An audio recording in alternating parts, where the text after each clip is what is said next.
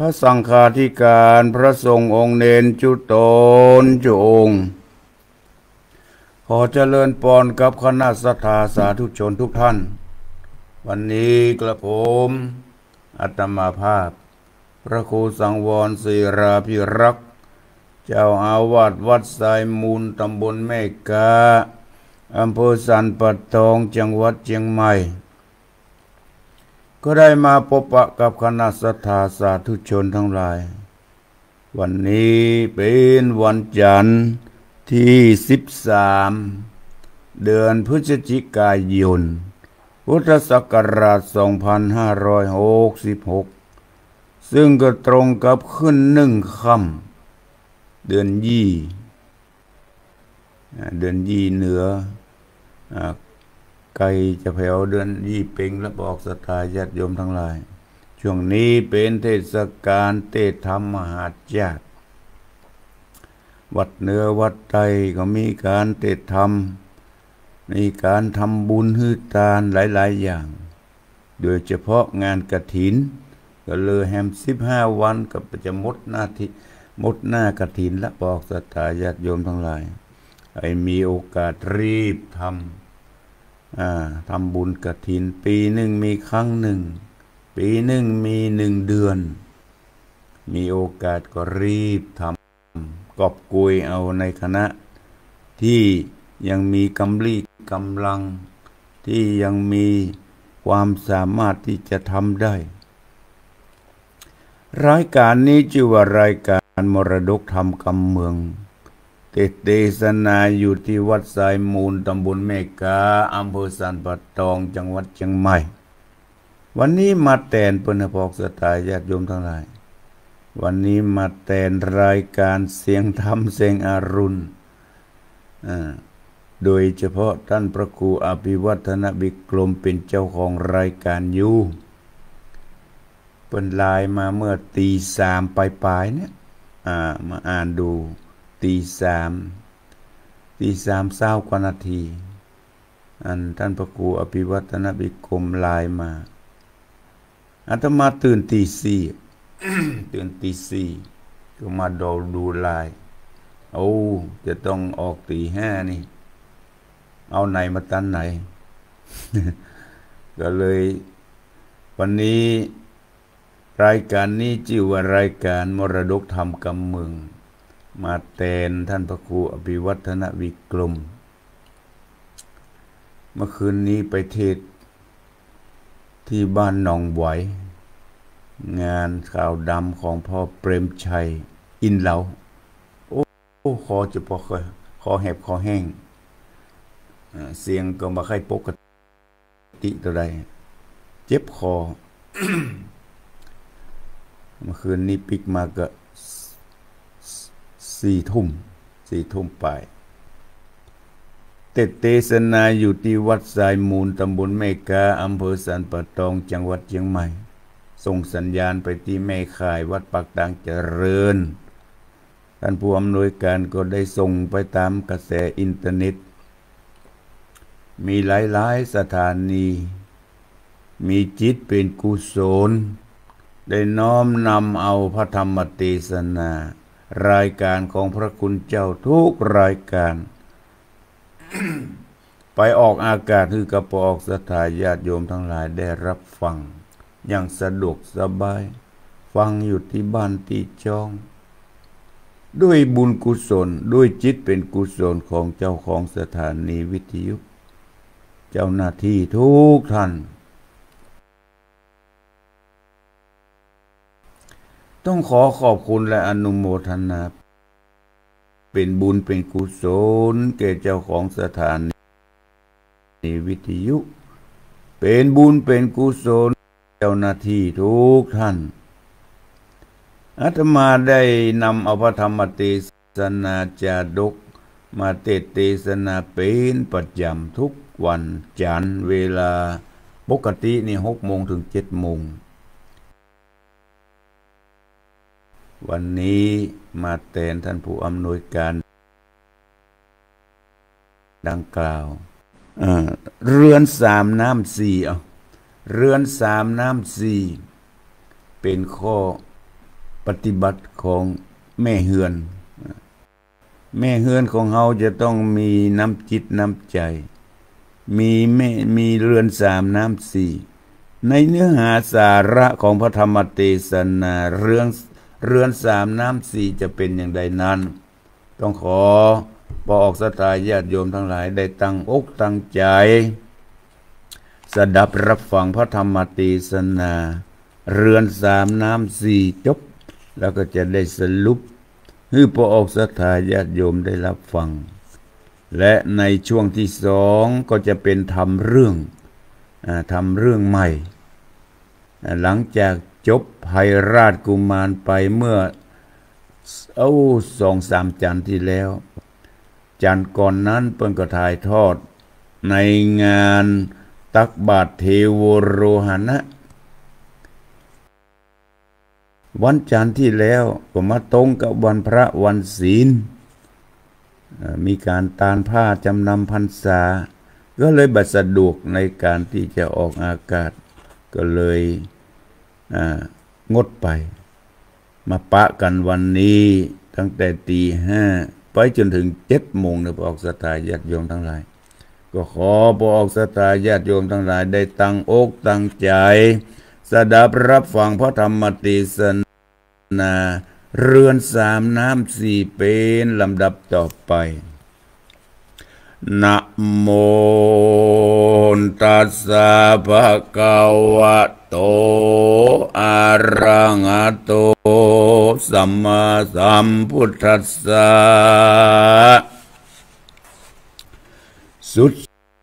สุสังลภัตติปัญญังอัปปมัตโตวิจักขโนธรรมจารีสุขังสิทธิสันทโวดุราสัพพุริสะทั้งหลายตั้งยิ่งใจน้อยใหญ่ผู้มักใฝ่ต่างบุญอันจักหนุนเติมกำหือล่วงล้ำภัยมารดังพระตรงยานตนยศโย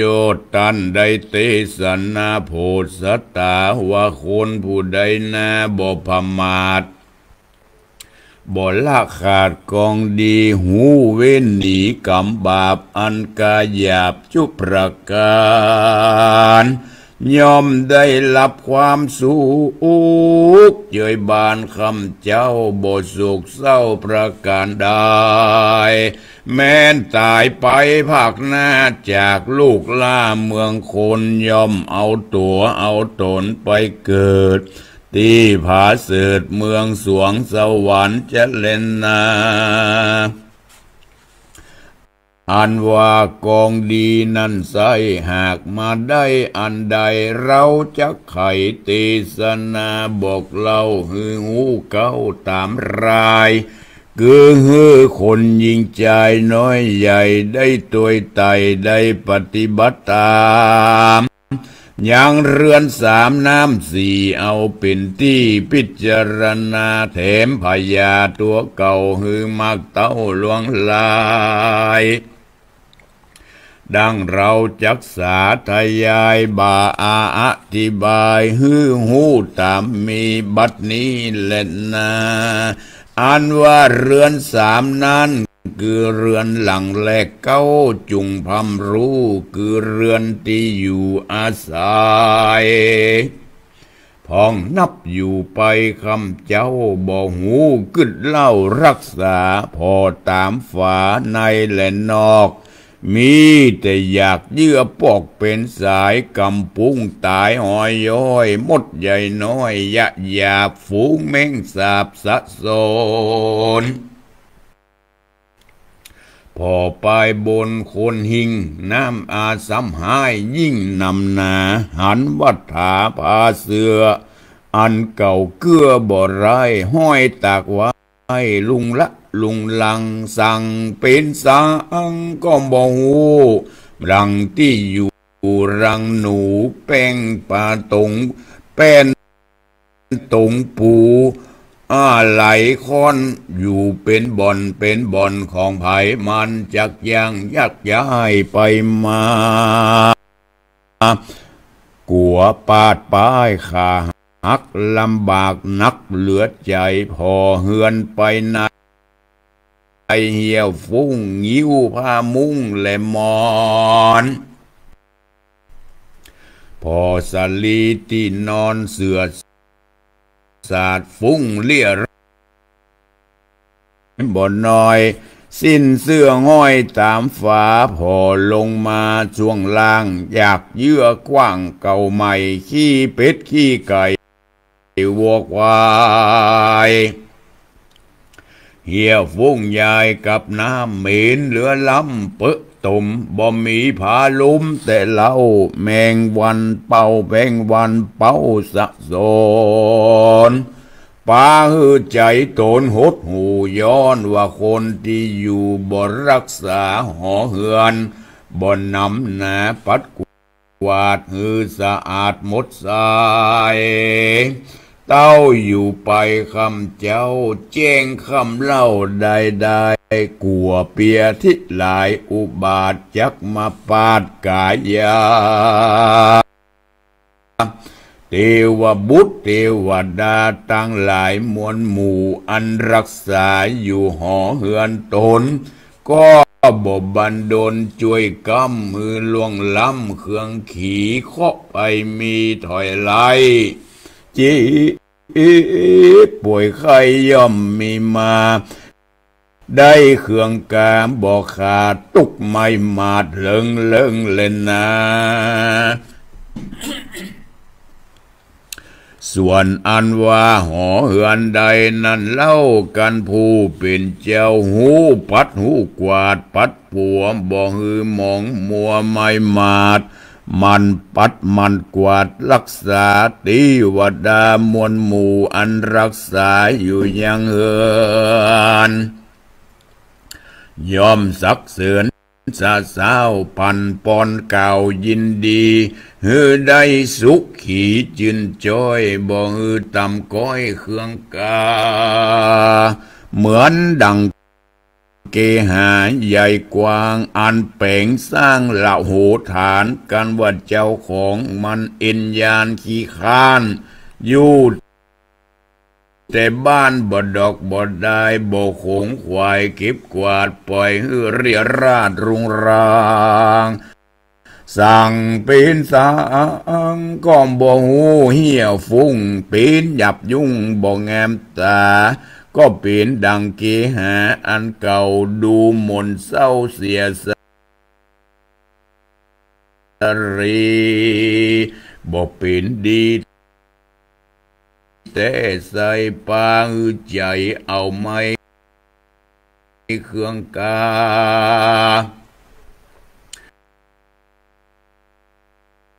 เหมือนดังเกหาตูบน้อยดูเรียบร้อยหมดดูสะอาดงามตาย่อมเป็นเกหาผ่องแผ้วก็เป็นดังวิมานแก้วเมืองสวรรค์ได้สุขสันต์คืนวันค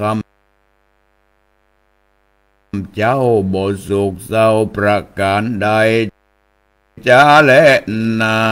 ยนั้นเล่าหากเป็นที่นึ่งเข้าและทำอาหารการปล่อยหือจอนจานมีดผ้าเหี่ยราดกว่าใหญ่หม้อและไหเหี่ยฟุ้งเป็นหยับยุงขจายบ่ผันภายเก็บกวาดหือสะอาดเรียบร้อยสัตว์ใหญ่น้อยหยาบแมงสาบและหนูแมงวันจูเป็นหมู่บินมาสู่ตอมการดูฟุ้งสายกำปุ้งปิววนขี้ขาไปบนหอยย้อยตัวใหญ่น้อยใส่อาหารตั้งจอนจานพับแผ่กินละไว้แต่หลายมือหลายวันนอนไตกันหยาบกินข้าวสาบเลือลายปีนที่ละอายของเปื่อนบานปุ่นดีผ่านย่านโรกาอัน จักมาเอาไม่ได้ป่วยใครเครื่องขี่บ่เป็นดีแต่เราได้สุขเศร้าตัวมาจุมศรัทธาใหญ่น้อยได้ฟังนิ่งหันหือปากันเพียวกว่าหือสะอาดดูดีถ้วยจอนมีหม้อไหเข้าของใดเครื่องใจอันใดอันที่ใดที่ใส่อาหารเคียงมีดผ้าน้อยใหญ่กิบเมียดไว้ของภายของมารบ่เฮือศูนย์กันเฮียราดดูก็สะอาดเหลือลายแม้นว่าหายก็หูแม้นมีอยู่ก็ดูดีเจ้าเกหายอมจักปาพ้นจากต่างทุกยากจุประการจะเล่นนาส่วนอันว่าเรือนทวนสามทัดไปนั้นเล่าจุงหูเก้ากำหมายคือขะนิ่งนี่คือว่าคนยิงใจมวลหมู่ย่อมมีเรือนผมอยู่จุคนกวนจัดแต่งเหตุขอบประเพณีฮือปอดีกับกาลสมัยอย่าเอาคนเด่นไก่มาเป็นแบบเบาอย่าเอาเจ้ามาเป็นนายมันคงควายจะใจคันนิ่งสลีเรียบร้อย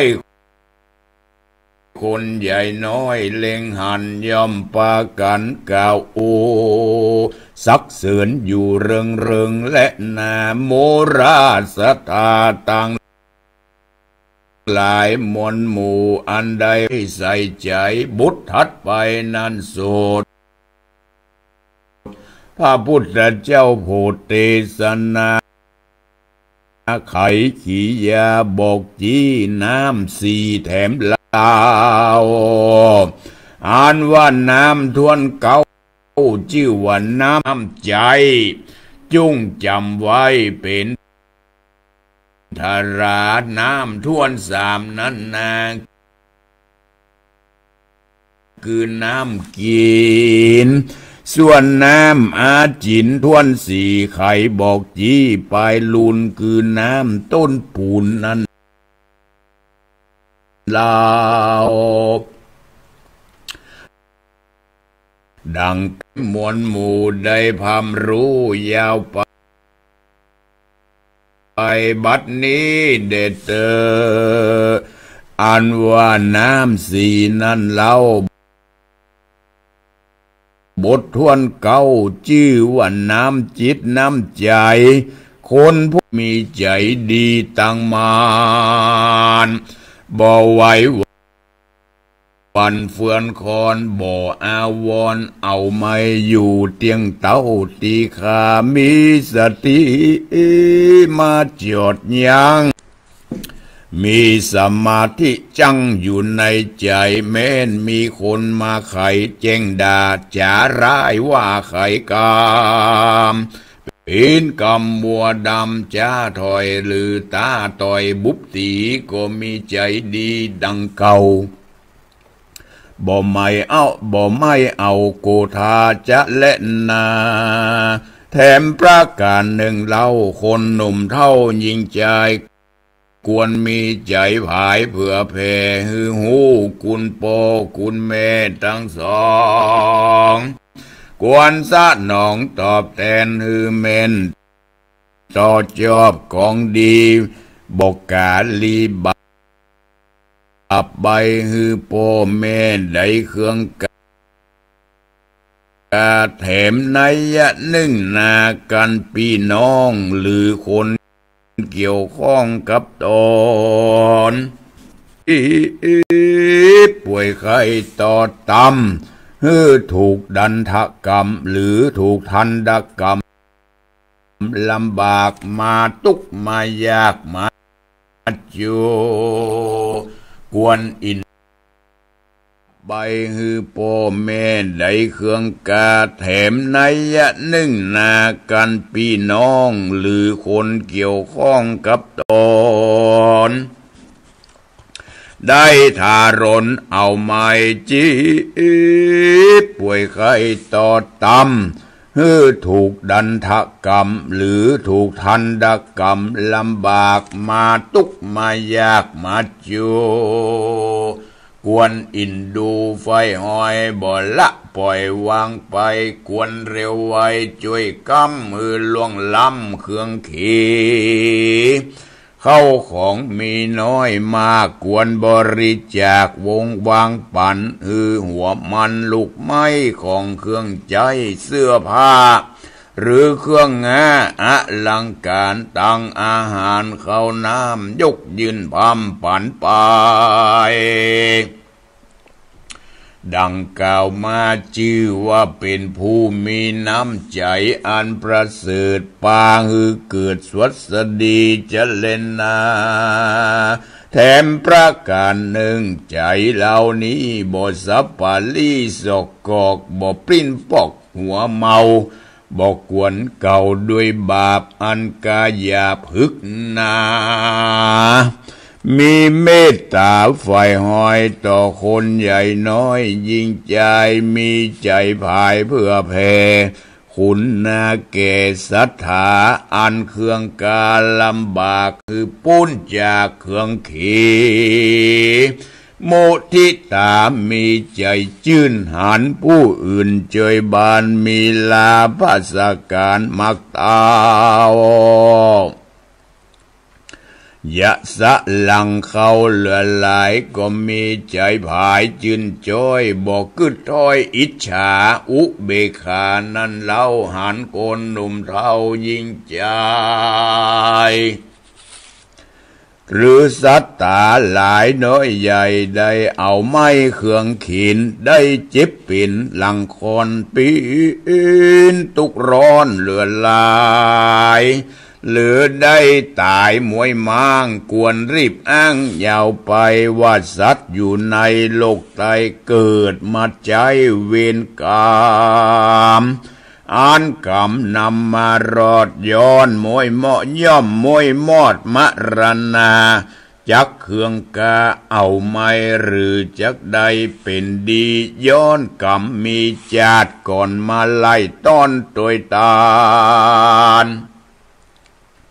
การกึดหันดังนี้หากแม่นที่อุเบกขาจะเล่นนาศรัทธาอันว่าสัพพัญญูพระพุทธเจ้าตนเป็นปิ่นเก้าติโลกาท่านได้ติสนาผายโพดนำสัตว์ข้ามโอข้าสงสารได้สุขจุงจำหมายคันนิ่งพำรู้รักษาใจอยู่ตามศีลตามธรรมอย่ากระทำการอันเป็นบาปกึดหาบแต่ต่างบุญจักหนุนเติมกำมือล่วงล้ำภายมานพระตนตาลงยานปิ่นเก่าได้สอนคนหนุ่มเทายิ่งใจได้หายพ้นจากต่างทุกข์ยากเครื่องขีแล้วจะไขบาลีว่าสัพพะปาปัสสะอาการนังวินหนีจากบาปอันกาหยาบจุประการโกศลสูปสัมปตามันตานเข้าน้ำวัตถุพรัมปัจจัยสาจิตาปาริโยทปนังมีใจใสผ่องแผ้วเป็นดังแก้วประภาจุมศรัทธาตั้งหลายมวลหมู่จุงพำรู้ตามมีว่ากันน้ำใจบดีนั้นเล่าใจหมุนเศร้าโดยโลภะ มีโมหะตัณหามีกิเลสหนาใบบอดบ่หูรอดกองศีลกองธรรมย่อมจักนำไปสู่ยังที่อยู่นรกอบายส่วนคนยิ่งใจหนุ่มเทาผู้มีใจบ่เศร้าเจยบานบ่ฮือโลภะมาปานติดแปดบ่ฮือโมหะแขวดในตนอากุศลหยาบจ้ากิเลสก้ามัวดำบ่ฮือบังอำจองหอยบาปกรรมถอยจังไลหลีกหนีไก่แต่โสดกึดกวดโตดอบายคนยิ่งใจดังนี้นักปราชญ์กล่าวจี้จะใครว่าเป็นผู้มีน้ำจิตน้ำใจอันประเสริฐปาฮือเกิดสวัสดีจะเล่นนาบทถัดไปจีวันน้ำทวนสองนั่นใสคือหากมาได้น้ำใจ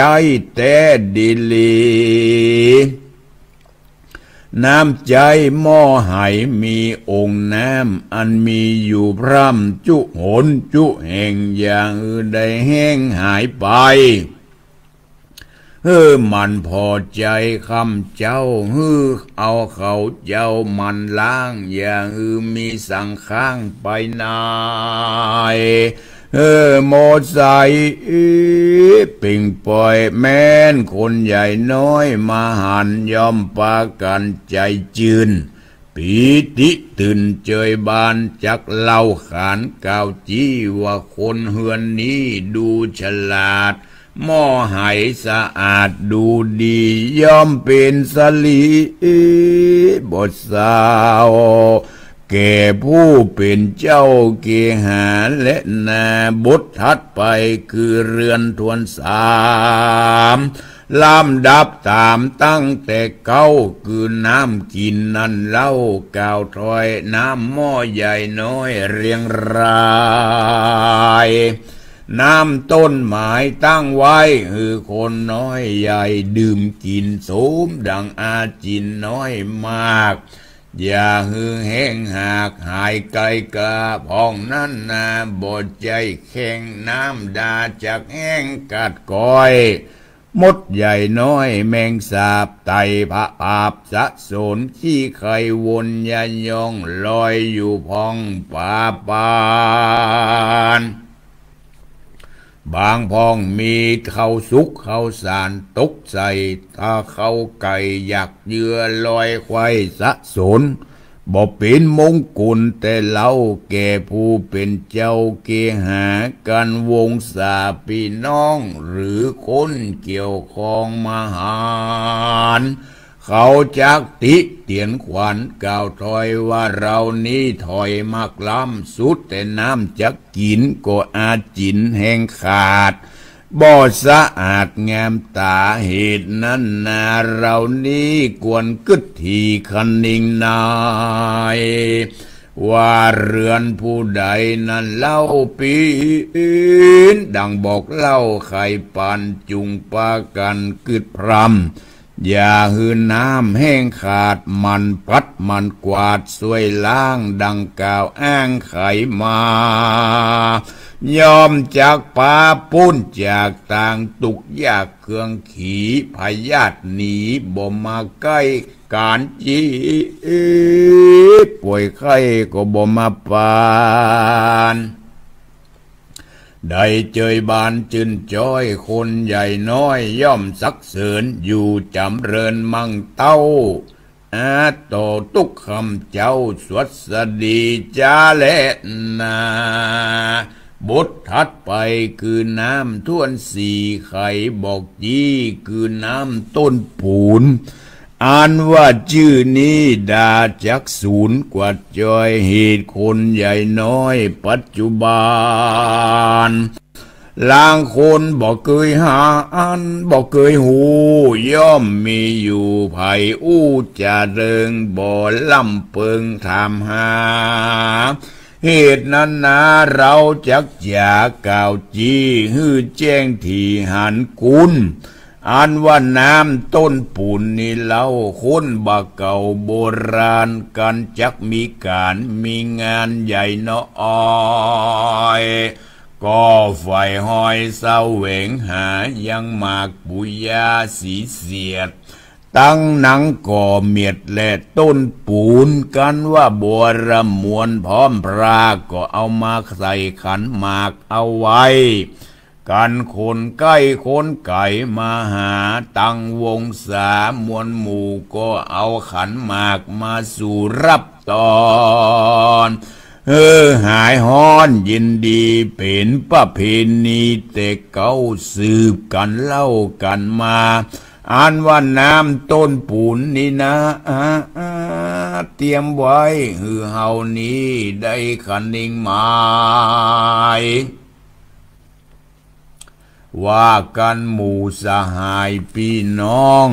หรือพี่น้องวงใหญ่คนใกล้คนไก่หนุ่มเท่าได้ไต่เต้ามาสู่ยังที่อยู่เรือนตน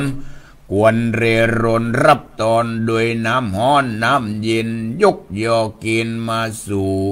ไข่กาวอู้กำหวานจัดอาหารเข้าน้ำมาสู่พร่ำตามเม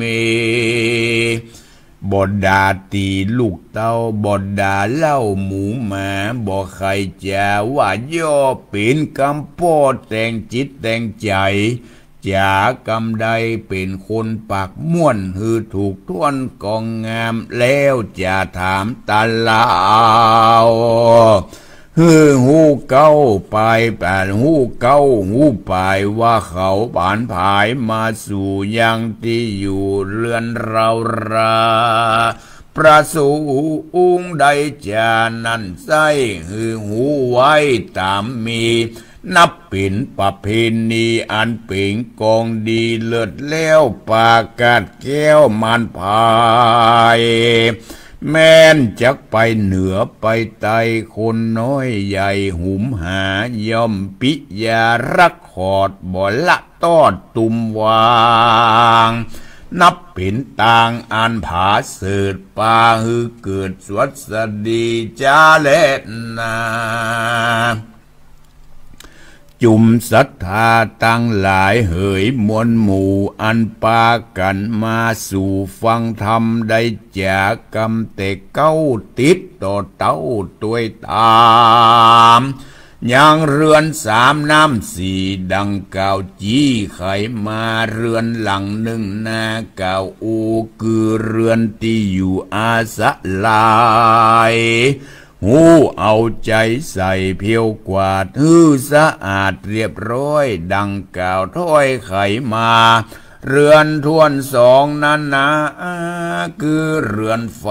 เจ้าของใดๆน้อยมากในเรือนไฟมีตังคุกปากถ้วยจอนเก็บไว้เป็นบ่อนเป็นผ่อนไผ่มันผายผันเปิดเก็บกวาดบ่เรียราดลุงลังหูระวังรักษาส่วนเรือนทวนสามนั่นนาคือเรือนโพมมันผารมกึดถอยตัดสะสร้างสางสื่อเรียบร้อยดูดีส่วนว่าน้ำทวนสีนั่นเล่าน้ำเก้าคือน้ำจะน้ำทวนเก้าคือน้ำใจมีใจใสผ่องแผ้วเป็นดังแก้วประภาบ่เววาไหววันใจอยู่มั่นฉันดีสติมีตั้งต่อมีศีลก่อกับตัวกับตนปิดมุงคลเลิศแล้วปากาศแก้วพระยาได้ตีขาจินจ้อยได้สมฝ่ายห้อยใจปองส่วนน้ำท้วนสองคือน้ำใจมีน้ำไว้เต็มไหน้ำใสสะอาดบอกก้อยกาดไกลกลาจักได้ตีขาดังไฟอ่างบ่วิดว่างเสียในบทถัดไปคือน้ำกินมันอาจินเล่งหล่อสอดอย่าน้ำแห้งขอดหนีหาย มันคงขวายจะใจล้างเปลี่ยนน้ำใหม่ตึงวันมันขยันบอกขาดฮื้อน้ำสะอาดหมดใส่บททัดไปทวนสี่ไข่กาวจี้คือน้ำต้นโปนมีใจหนูอุ่นจื่นสู้ยามม้วนหมู่วงศาตั้งญาติกาพ่อแม่ตั้งเท่าเกตานายมิตรสหายเปื้อนป้องมาสู่ห้องเรือนตนกวนเลลนลับตอนโดยกำอ่อนแจ๋วหวานบอดจ๋าขานสวกก้าบอดเยะหน้าจังงังบอดตั้งหูดังฝืดฟาดบอหาวหาดกาเลนับเป็นกองดีบทเศร้าแก่ผู้เป็นเจ้าเกหาย่อมจากป่าพ้นจากต่างทุกยากจุประการได้สู่เจยบานจืนจ้อยดังไฟห้อยคันนิ่งในแม้นตายไปพรากนาจากลุ่มฟ้าเมืองคนย่อมเอาตัวโอนไปเกิดในห้องฟ้าเลิศของสวรรค์บ่อยาจะเล่นนานิติตังขียาสังวันนาวิเศษจะห้องเหตุอย่างเรือนสามน้ำสี่ก็บังคมสมเรศเดชพระออกศรัทธาญาติโยมทั้งหลายได้ฟังพระธรรมเทศนาเรื่องเรือนสามน้ำสี่จบลงไป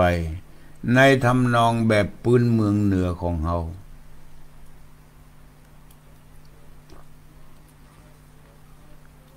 ที่ฟังในทำนองแบบพื้นเมืองเหนือจบลงไปก็พอจะสรุปใจความโดยย่อๆได้ดังนี้อันเรือนสามน้ำสี่เนี่ยเป็นข้อปฏิบัติของป่อหอป่อเฮือนแม่เฮือนที่อันว่าเรือนที่อยู่อาศัยเรือนที่หนึ่งเรือนที่อยู่อาศัยเป็นแม่บ้านแม่เฮือนหูจักหน้าที่มันกวาดมันเพี้ยวมันเจ็ดมันถูสายใยกำปุ้งมีก็มันพอมันก้อยมันเจ็ดมันถูมันก้อยมันดูแลห่อเฮือนเพี้ยวกวาดตั้งบนหอบนเฮือนกะล่างกลางควงนี่ที่อยู่ที่อาศัยต้องสะอาดมดใสไว้ยะตลอดถึงที่นอนหมอนมุ้งเป็นระเบียบเรียบร้อยเสื้อผ้าเอาไว้เป็นอย่างเป็นสัดเป็นส่วนอันนี้เป็นเสื้อของปอดใจอันนี้เป็นเสื้อของแม่หญิงอันนี้เป็นเตี่ยวเป็นกางเกงอันนี้เป็นของปอดใจแม่หญิงเวลาเอาเฝ้าฟังเอาจะเอามานุ่งบางครั้งบางทีมันปนกันบางครั้งปอดใจเอาของแม่หญิงมานุ่งแม่หญิงเอาของปอดใจมานุ่งเป็นฟ้าเป็นฟังโอ้บัดถูกบัดเถือดังนั้นถ้าเอาไว้เป็นที่เป็นตั้งห้อยไว้เป็นสัดเป็นส่วนเนอะอันนี้เป็นของพ่อใจอันนี้เป็นของแม่หญิงเป็นของพ่อบ้านแม่บ้านอันนี้เป็นของลูกนี่ดีว่าเป็นห้องว่าเฮือนที่อยู่อาศัยต้องสะอาดเรียบร้อยเป็นที่หน้าพ่อหน้าก้อยบ่ลกลุงลังบางที่บางแห่งบอกสตาเหมือนกับบ่มีภัยอยู่มียาขึ้นลกลุงลังยาในบ้านในจองบ่าเปี้ยวบ่าพัดพ่อย่านี่โอ้เขียวบือโอ้มันหู้อยู่เยี่ยงใดอยู่เมาการเมางานอาจสังล้ำเรือโดยบ่ได้พอได้ก่อยบ้านจองหอเรือนลกลุงลังใส่เย้ยใส่ใยเลี่ยราดพอตั้งบนปุดสายกำปุ้ง ยุ่งยากบ่เป็นสัตว์เป็นส่วนดังนั้นแม่เฮือนต้องฮู้จักหน้าที่ของตัวเองมันดูแลรักษาตลอดถึงเสื้อผ้าก็ขอฮื้อซักมันสีฮื้อสะอาดหมดใสไปเหนือไปใต้เข้าสังคมก็ฮื้อมันอย่าได้เหม็นสาบเหม็นสางมีแต่ลูกบางคนหันไปนั่งใกล้เหม็นสาบเหม็นสางเหม็นเหงื่อเหม็นไข้ก็จะมีดังนั้นถ้าเราได้ปฏิบัติเป็นแม่เฮือนพ่อเฮือนที่ดีช่วยกันดูแลรักษาที่อยู่ที่อาศัยถึงจะเป็นเฮือนน้อยๆแต่สะอาดหมดใสเปิ้นก็วนเหมือนอยู่บนสวรรค์แต่ตรงกันข้ามบ้าน2 ชั้น 3 ชั้นสร้างกันเป็นล้านแต่รกลุงลังนี่ก็เป็นบ้านหน้าพอมาหน้ากอยบ้านหน้าที่อยู่พ้นไปปะไปหันคนที่อยู่ก็คุ้นตาแต่คนอื่นมาหันนี่มันขวางหูขวางตามันบัดซบอารมณ์บ้านใหญ่บ้านโตแต่รกลุงลังอย่างนี้ประการที่2เรือนไฟเป็นสถานที่ประกอบอาหารเป็นที่สถานที่นึ่งข้าวหุงแกงต้องเป็นที่สะอาดรักษาความสะอาดเรียบร้อยหม้อหายถลายปากเก็บแขวนไว้เป็นสัดเป็นส่วนหม้อหายถลายปากเก็บแขวนไว้เป็นสัดเป็นส่วนถ้วยช้อนเก็บวางไว้เป็นจานเป็นดูเรียบร้อยดูสะอาดตาไผมาหันก็น่าพอหน้าก้อยอาหารการกินก็น่าจะเป็นอาหารที่สะอาดเป็นอาหารที่ถูกสุขลักษณะอนามัยทำนองนี้เพราะมันมดมันใสบาหันแมงสาบบาหันหนูมาเล่นมาวิ่งเล่นบาหันมดแมงมาตอมมาไตดูสะอาดหูสะอาดตานี่ถือว่าเรือนไฟแม่เฮือนก็ต้องปฏิบัติมดใสไวยะนี่เป็นห้องว่าเรือนไฟประการที่3เรือนผมพูดว่าอย่างนั้นเรือนที่อยู่อาศัยเรือนไฟและเรือนผมก็คือผมหัวของเฮานี่นะถ้าคนบ่ปฏิบัติก็ย่อมเหม็นสาบเหม็นสางทุกวันนี้ยิ่งเฮาทำการทำงานเหือใครมันออกลงเหือใครออกในบนหัวต้องหมั่นสะเก้าดำหัวก็ต้องมีความปฏิบัติรักษาเอาไว้ดูหมั่นดูแลรักษาที่อยู่กับตัวกับตนมันสะมันสางมันสัดมันสีอย่าได้มีกลิ่นมีเหม็นสาบเหม็นสางไปไกลไปใกล้คนทั้งหลายมันจะดูถูกดูแคลนว่าเป็นคนบ่เอาใจใส่แม้แต่ศีรษะแม้แต่หัวของตนเองและเรื่องอื่นจะเป็นอย่างไรนี่ลองมองดูขนาดศีรษะหรือหัวของตนเองยังบ่ค่อยใจใส่นี่ดังนั้นเราจะต้องหมั่นดูแลรักษาหูว่าวันนี้เราทำการทำงานมาเป็นเหงื่อเป็นไข้จงต้องสะสางล้างสวยสะผมเรียบร้อยดูดีดูงามนี่เป็นเรือน3เรือนหลังที่อยู่อาศัยเรือนไฟและเรือนผมประการต่อมาเพิ่นฮ้องว่า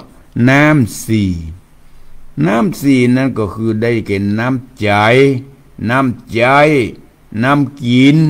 น้ำต้นปูนตัวนี้ล่ะน้ำจิตน้ำใจนี่สำคัญในพระออกศรัทธาญาติโยมทั้งหลายคนเฮาต้องมีน้ำจิตน้ำใจที่มีใจกว้างขวางอบอ้อมอารีนึกถึงคนอื่นนึกถึงน้ำจิตน้ำใจช่วยเหลือสังคม มีจิตใจกว้างขวางอบอ้อมอารีช่วยด้วยบักคิดบ่หวังสิ่งตอบแทนชอบท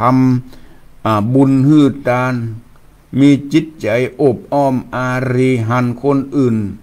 ได้รับความทุกข์ความยากเข้าไปช่วยเหลือเข้าไปช่วยพอที่จะช่วยได้การช่วยนั้นช่วยได้ทั้งสามทางช่วยความคิดช่วยหรือสิ่งของช่วยกันคิดช่วยกันอ่านมีน้ำจิตน้ำใจบัดจิบ่าบัดจิแหงงานบ้านงานจองงานบ้านเหนือบ้านใต้งานวัดวาอาราม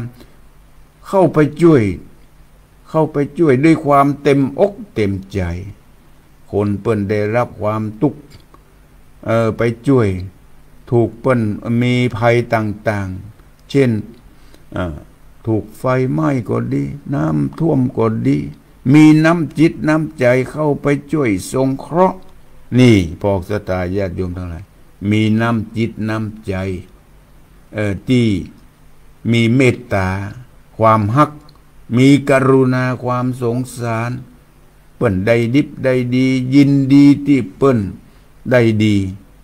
มีมุทิตาอย่างนี้เป็นต้นนี่เปิ้นฮ้องว่าเป็นคนมีน้ำจิตน้ำใจไผจะมาด่ามาแจ้งอย่างใดก็จังเถอะเอามาสนอกสนใจนี่เปิ้นฮ้องว่าเป็นคนมีน้ำใจอันเป็นคนมีศีลธรรมมั่นใจในศีลธรรมบ่หวั่นไหวไปนอกลู่นอกทางนี่น้ำใจน้ำจิตประการที่สองคือน้ำใจที่เราจะใจอย่างก็ตามจะใจสะสางล้างส้วยก็ตามต้องเป็นน้ำที่สะอาดรักษาความสะอาดเรียบร้อยน้ำใจเป็นน้ำที่เราจะต้องใจ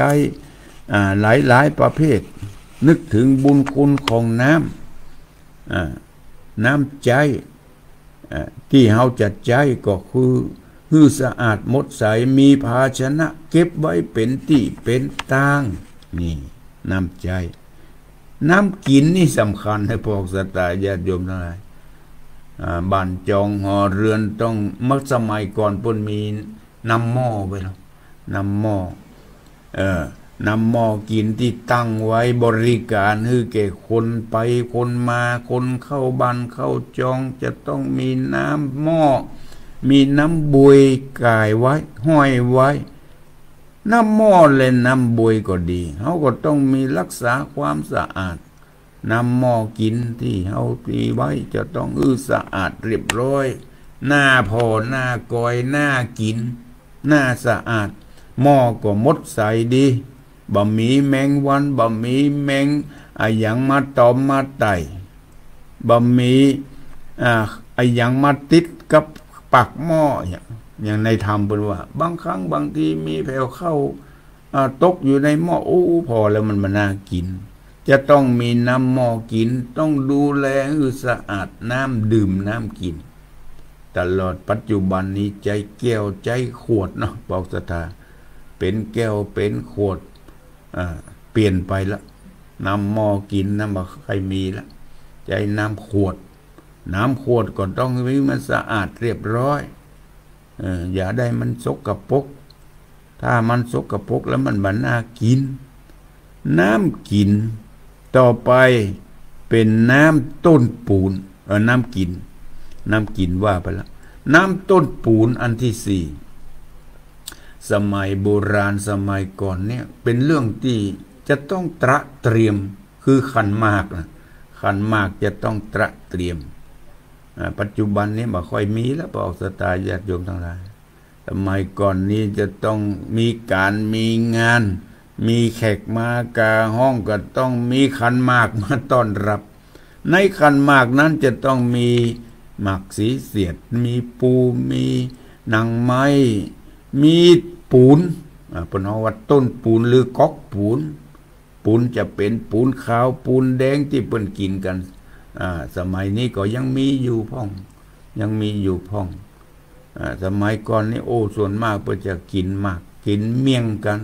ในคณะที่มีการมีงานก็ต้องเตรียมปูนเตรียมขันหมากไว้บ่ฮื้อได้ขาดบ้านขาดจองนี่เพิ่นฮ้องว่าต้นปูน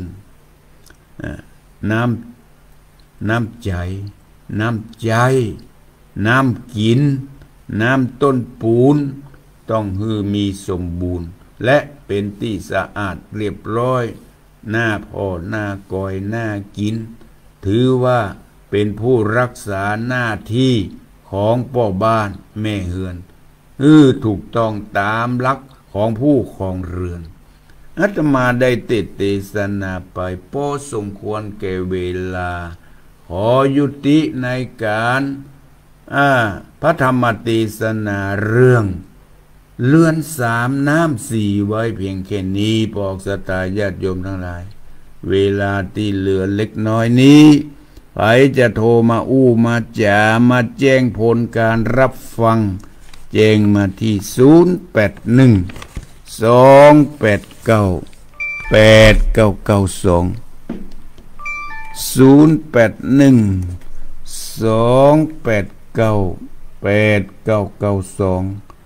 ขอขอบคุณโยมที่แจ้งมาทักทายมาตังเฟซไวสาฟังอยู่ที่ฝ่ายหินพิกัดที่ในเวียงเจียงใหม่ไว้อีกขอขอบคุณและอนุโมทนาต่อศรัทธาที่ได้ตั้งอกตั้งใจรับ